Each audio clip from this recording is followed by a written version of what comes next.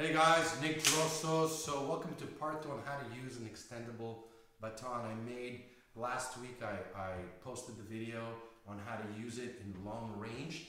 But before we start guys, go visit my brand new website, nickdrossos.com, for your complete self-defense, step-by-step lesson, brand new fight analysis, access to all my seminars and webinars, instructor courses, and a lot more. So check that out. I'll put the link on the comment box. Now, we looked at how to use it in long range, right? So you pull it out, you're here with the attacker, you used it, whatever happened, he clinched.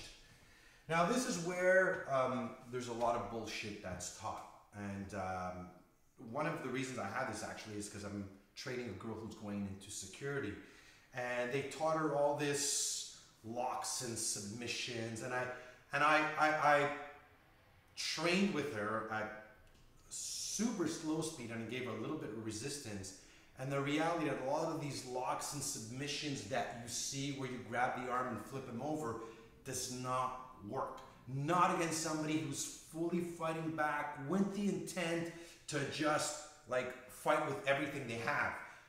Even working in the clubs, I remember, we learned all this shit, these locks. The only time it worked is when we're a 3-on-1 guy and the guy's actually not fighting. He's actually going out and we put him in, I've actually never done it. There's only 2 submissions I've ever used in a real situation working in the club. So it's the same thing with this, right? It's not because you have the stick, you're gonna be able to lock him. So how can you use the stick? We're gonna look at the advantages and disadvantages, as well as how the stick could become counterproductive and could play against you. Because here's the problem, most weapons, we get emotionally attached to the weapon. So if I'm in close and I'm clinched and you're trying to release to him and he's striking you, at this point, you have to forget of this weapon, meaning you can't start focusing on, I gotta move back and hit him. If I'm here, then the stick is gonna be used in a different way. This is where you can hammer into the face this way. You could strike him, you could use it as pressure point, right? At the same time, maybe I'll strike, hammer here, use the stick this way.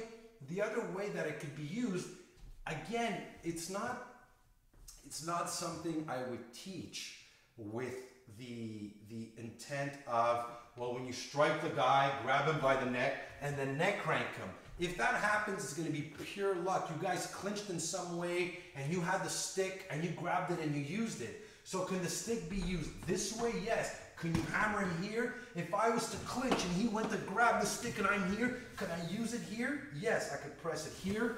I can press it there.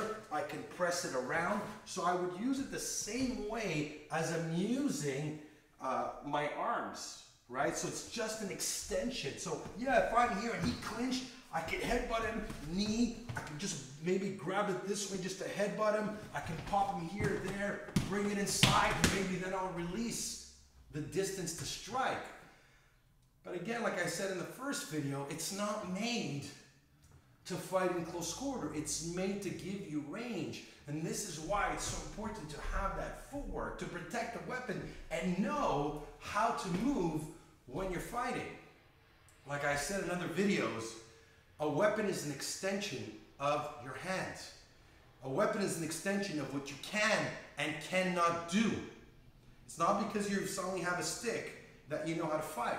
And I've said this to women who say, well, I did a seminar. She goes, well, I'm just going to use my keys.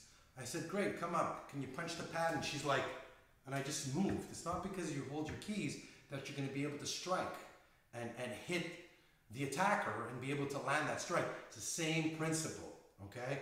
So what we're going to do next week in the next video, we're actually going to put it to the test.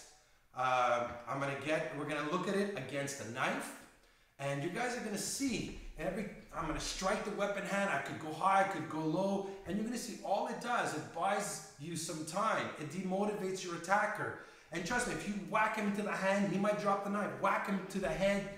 There's a lot of advantages of using. Now, forget about it being an extendable baton.